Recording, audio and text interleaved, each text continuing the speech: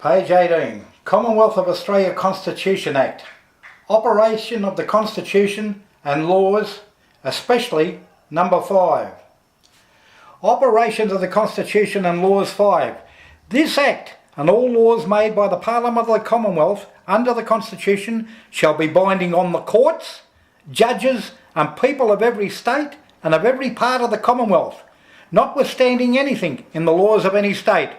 And the laws of the Commonwealth shall be enforced on all British ships, the Queen's ships of war excepted, whose first port of clearance and whose port of destination are in the Commonwealth.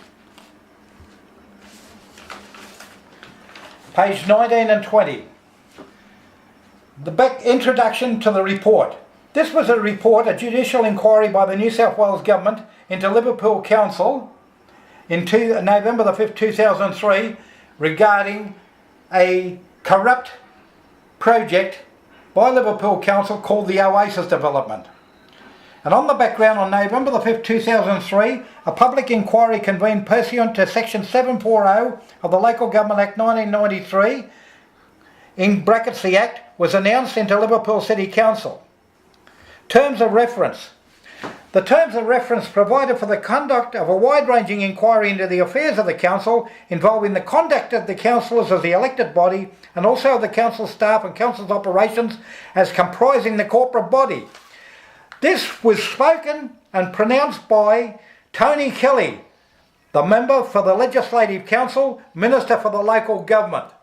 Take note, councils, in his opinion, are corporate bodies.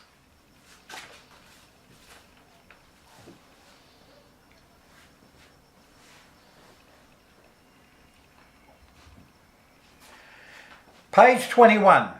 The major political parties treat Australian resident ratepayers as brain dead, quote unquote. And the reason is here. This is the most logical reason of all. And the reason being is the councils are a corporate body. Body corporate, whatever.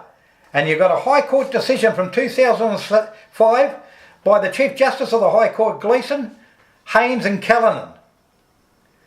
You can also see, as a body corporate, councils and shires cannot perform the following. 1. As a government and impose taxation, i.e. council rates. 2. As lawmakers and impose fines.